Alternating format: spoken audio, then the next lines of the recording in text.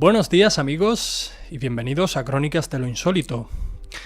Hoy vamos a hablar del resto de las versiones del Génesis egipcio y concretamente vamos a hablar de lo que sería la versión menfita, la hermopolitana y la tebana. Un dato importante que se me olvidó comentaros en el último vídeo es que estos textos, estas historias sobre el Génesis están recopilados de diferentes fuentes de información, ¿no? Y están basados en lo que serían los textos de las pirámides, el libro de los muertos egipcios, el papiro de Turín o el canon real de Turín, la piedra de Palermo, el libro de Amduat, el libro de las puertas y lo que sería el papiro Bremner Rin, que bueno, es un papiro bastante curioso también. Estos serían las fuentes de donde se ha podido sacar toda esta información. Y yo creo que para comenzar lo mejor sería seguir con la versión hermopolitana. Y bien, la versión hermopolitana sería una versión más espiritualista, porque la versión heliopolitana humaniza a todos sus dioses, les da un cuerpo, les da sexo, les da una identidad. Pero aquí la versión hermopolitana, la verdad es que es más espiritualista. Habla de otra manera, aunque también están representados como humanos, pero no tanto como la versión heliopolitana. Hermópolis es el nombre griego de lo que era la ciudad egipcia de Kumun. Así es como se llamaba Hermópolis. También es conocida como Ashmunein, que significa 8. Cosa curiosa porque 8 es el número de dioses que nacen en esta saga o esta cosmogonía, mejor dicho, perdón. La ciudad de Hermes se daba a las ciudades que estaban consagradas al dios Tot, a quien los griegos identificaron con Hermes. Bien, hermopolitana viene de Hermes. Hermes está asociado a Tot. Hermes Trismegisto, para el que no lo conozca, es uno de los grandes creadores, el primer filósofo, creador de la alquimia y demás, según los griegos. Bien, vamos a comenzar hablando del mito. Esta versión es creada por el clero, utilizando lo que serían los textos de las pirámides y el papiro Harris que hemos comentado antes. Según la versión hermopolitana, la creación se atribuye a la Ogdoada, que era anterior al Sol, y eran espíritus inseparables que siempre trabajaban juntos al unísono y eran la esencia del caos primordial. A diferencia de lo que es la versión heliopolitana, ellos estaban antes del propio Sol y fueron ellos los que crearon el Sol. Aquí vemos que hay una pequeña diferencia. La Ogdoada eran entes del abismo, espíritus, con cabeza de rana, los masculinos, y de serpiente los femeninos. Y diréis, ¿pero por qué es esto así? Pues bien, las ranas y las serpientes son los primeros animales que surgen tras la retirada de aguas posterior a la inundación anual del Nilo, y de ahí su identificación con estos seres, por ser los primeros. Estos engendraron la luz del horizonte, estos dioses, estos 8 dioses, estas 8 deidades. Su cosmogonía, la cosmogonía de Hermópolis, habla de un caos líquido. Volvemos a tener aquí en juego el Nun, que hablamos también en la versión heliopolitana. El Nun era el caos primigenio, el abismo, la oscuridad, pero también la fuente de la vida, por decirlo de alguna manera. Esa chispa ya estaba en ese caos, ¿vale? Entonces de este Nun sobresale el montículo de tierra en cuyo interior había un huevo. Esto que habíamos comentado antes del Ben-Ben, este montículo de la versión Heliópolis, aquí también aparece, a diferencia de que en su interior contenía un huevo cósmico. Esto fue debido a que la interacción de estos dioses fue tan desequilibrada que produjeron un cataclismo originando este montículo conocido también como la Isla de las Llamas o Isla de los Dos Cuchillos, en cuyo interior se incubó el huevo cósmico. Este suceso se atribuye a Thoth. La cosmogonía hermopolitana estableció a Thoth como el dios primordial y lo declararon protector del conocimiento y de la iluminación. Los griegos lo identificaron con Hermes Trismegistro, lo que hemos dicho antes, ¿no? En un principio, Thoth no aparece como demiurgo, o sea, como dios creador, pero fue elevado por los sacerdotes a la categoría de dios creador. En principio, este señor, o este dios, era el dios de la luna, cuya luz podía atravesar las tinieblas más oscuras, y también se le consideraba como el dios de la escritura, las ciencias, las matemáticas, el mensajero de los dioses, el patrono de los escribas, las ciencias, las matemáticas, en fin, todo esto se le atribuye a Thoth. Le llamaban el corazón de Ra, es decir, la inteligencia divina, y más tarde se le conocería como la lengua de Patá y garganta de Amón. Vemos que aquí hay un lío enorme. Según ellos, se le considera como el corazón de Ra porque Ra antiguamente, el corazón antiguamente se consideraba que era de donde salían los pensamientos, lo que pensaba, lo que daba emoción. O sea, el cerebro antiguamente no se le daba importancia. Era el corazón de donde salía todo. ¿Cómo se representaba a esta deidad, a Thoth?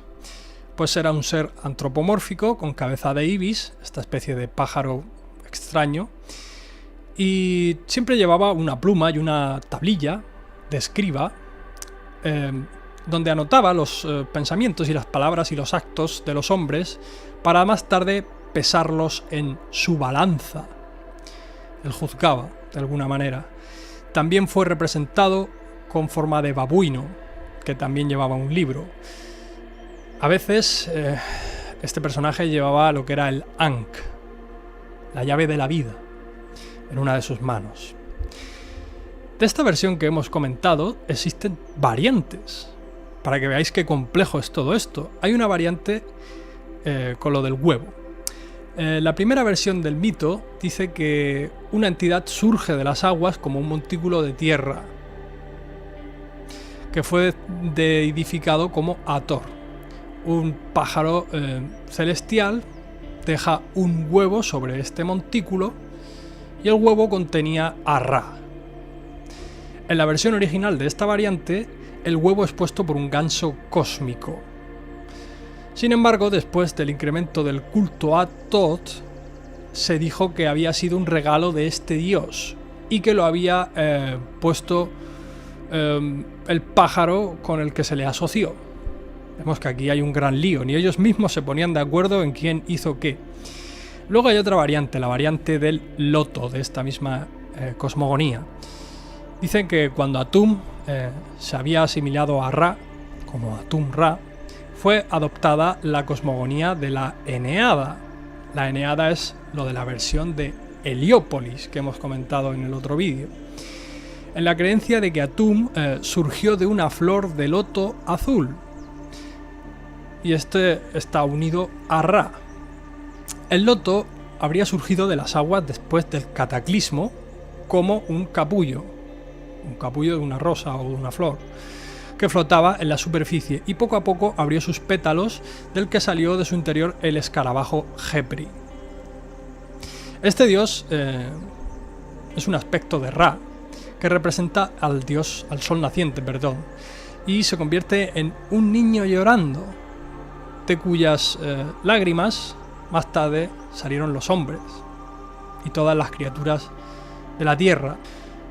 Más tarde, cuando el dios Khepri fue absorbido totalmente por Ra, se dijo entonces que Ra había salido del loto de niño en lugar de que Ra fuese Khepri temporalmente.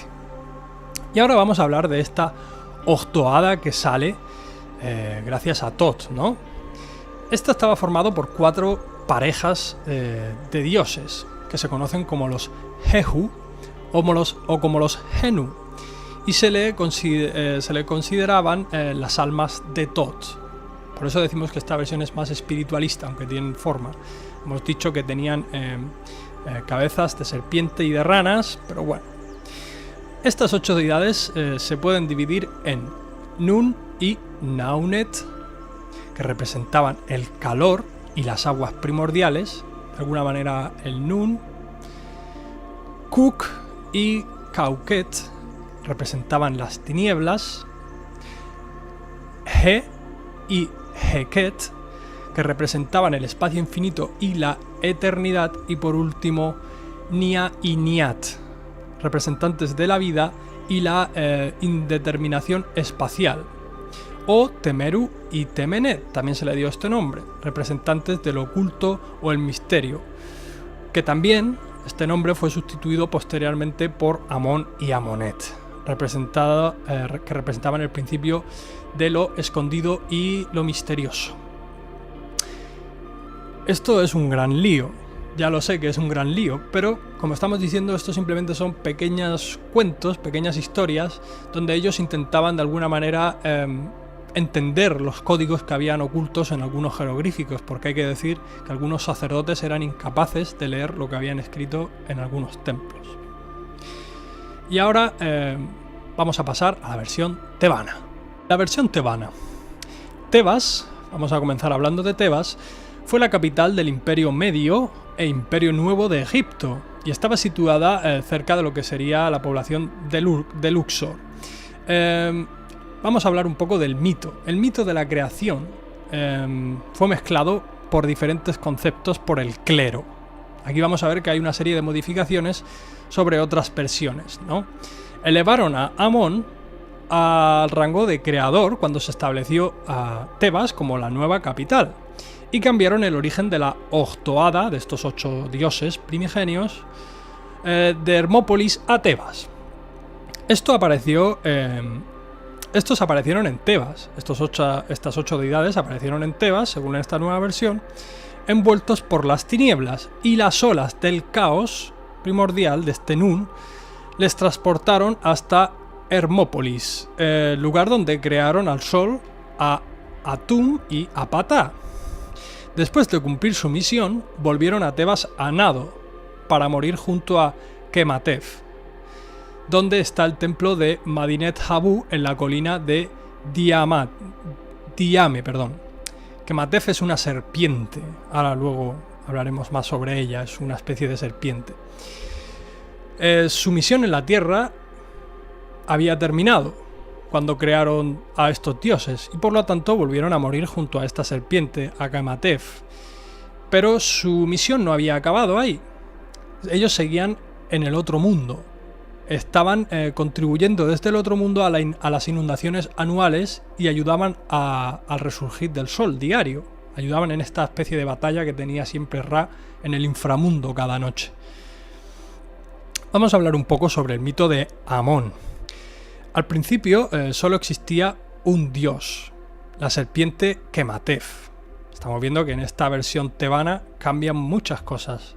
Esta serpiente que hemos comentado antes fue el primer ser. Al principio solo existía esta serpiente cósmica, que significaba aquel que ha cumplido su tiempo. Esta serpiente es una forma de Amón, el dios creador de esta cosmogonía, y murió dejando un hijo. Este hijo se le conoció como la serpiente de Irta. Y el creador de la tierra, otra forma de Amón. Todos son formas de Amón. Es como si su espíritu cogiese diferentes formas, aunque lo simbolizan que tiene un hijo y demás. Y esta serpiente fue la que creó la Octoada, a diferencia con la versión hermopolitana. Entonces Amón, en sus distintas formas, creó a Tatenén, el demiurgo Menfita, esta especie de montículo, a la Octoada, y fabricó su propio cuerpo con forma de niño que surgió de entre los pétalos de un loto en las aguas primordiales del caos o el Nun. Se le atribuyen las cualidades de Patá Tatenén. Patá Tatenén es pues un dios bastante poderoso, que se le atribuyen también un montón de conocimientos. Aquí vemos que hay un gran mezcluje. Vamos a hablar de cómo se representaba Amón para terminar con esto.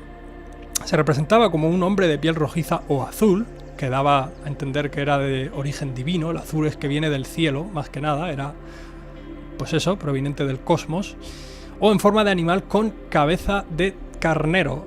En cualquiera de las dos representaciones lleva sobre su cabeza un tocado compuesto por dos plumas, divididas en secciones, y un disco solar en la base. Sería el disco de Amon-Ra. Y podría portar el cetro de Uas y el Ankh, la llave de la vida egipcia. Y con esto se puede dar por concluida lo que sería la versión tebana. Vamos a pasar por último a la versión menfita.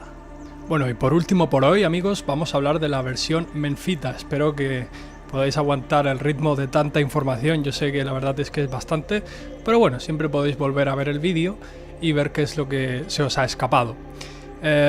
La teología menfita aparecía únicamente en la piedra de Sabaco, una piedra bastante curiosa, conservada en el Museo Británico.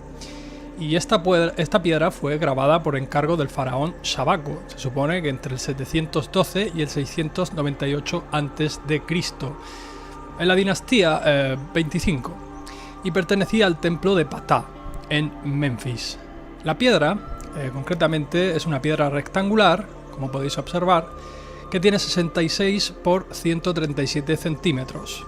Este granito, y se encuentra, como ya hemos dicho antes, en el Museo Británico expuesto. Recoge la tradición antigua de la teología menfita, de un papiro conservado en la biblioteca del templo de Ptah al sur del muro.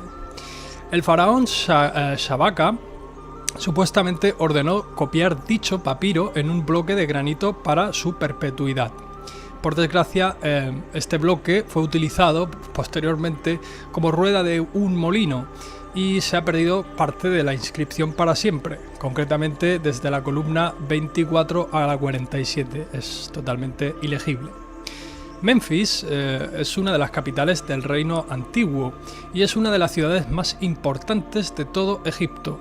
Llegó a alcanzar supuestamente más de 500.000 habitantes en su época de mayor esplendor. Es además una de las ciudades más antiguas, pues se cree que fue Menes, el primer faraón, que unificó el Alto y el Bajo Egipto, el que la fundó, aunque en origen su nombre no era Memphis, sino Muro Blanco. Durante el Reino Medio pasó a llamarse Balanza de las Dos Tierras, debido sobre todo a su importancia geoestratégica, controlando el delta y siendo la puerta de entrada hacia el Alto Egipto, como una especie de aduana quizás. Vamos a hablar del mito. El mito de la creación está grabado en la segunda parte de esta piedra, a partir de la columna 48. El mito de la creación, como en todos los anteriores que hemos visto, comienza con el Nun, este caos primogenio, este abismo, esta fuerza vital sin orden. Y el Nun notaba la vida moverse dentro de sí. Y esta vida se materializó en forma de un montículo emergiendo de las aguas primordiales. De vuelta volvemos a tener otro montículo primordial. Para los menfitas, este montículo era el demiurgo, el creador, el dios creador. Y lo llamaron Ta-Tenen, que significa Señor de la Eternidad. Ptah nació de este montículo primigenio, autogenerándose a sí mismo. En esta versión Ptah es bastante importante y se supone que es el dios creador. Él fue quien creó el mundo a través de el corazón, donde residía el pensamiento y donde concebiría a todos los demás seres según la antigua creencia. Y aparte, por medio de la lengua, que era el órgano verbal creador. ¿Qué significa esto? Que por medio de sus palabras era capaz de crear todo lo que creó, gracias a su corazón y a su lengua. Ptah había dado la vida a los primeros dioses y también a los primeros hombres, así como a los árboles, los animales, y todo lo que vivía en la tierra. También concibió las ciudades y éstas se edificaron. O sea, simplemente con pensar en una ciudad, según esta mitología, este dios, Ptah, era capaz de crearlas. Ptah era tan poderoso Simplemente con nombrar las cosas las hacía existir. De allí viene la gran importancia del nombre en la vida de los egipcios. El nombre de las cosas me refiero, es decir, para ellos las cosas solamente existían cuando tenían un nombre propio. Por medio de la sabiduría y la palabra, creó a los dioses de la Eneada. Volvemos otra vez a cosas que están en la versión heliopolitana, enviando a cada uno a la ciudad para protegerla, a una ciudad diferente para protegerla, ¿no? Los dioses locales, y para que recibieran culto. La diferencia primordial es que él crea el mundo a través del corazón. Esto es bastante curioso, pero la verdad es que es muy interesante. Desde la fundación de Menfis por el rey Menes, supuestamente, el clero adoraba al dios Ptah, quien, antes de convertirse en una divinidad creadora, fue adquiriendo muchas cualidades a lo largo de los siglos. Se representaba normalmente, su iconografía era un señor de pie, vestido con una faja momiforme o como si estuviese envuelto en estas casas que llevan las momias, con la cabeza afeitada y sujetando en las manos el cetro en el que aparecían los signos de la vida, la duración y la estabilidad. Luego, también hay que decir que Ptah era orfebre, era escultor, inventor de las artes y de las técnicas, y por ello se representaba la corporación de los artesanos. O sea, los artesanos siempre se asociaban a Ptah por esto, porque era un gran genio, por decirlo así.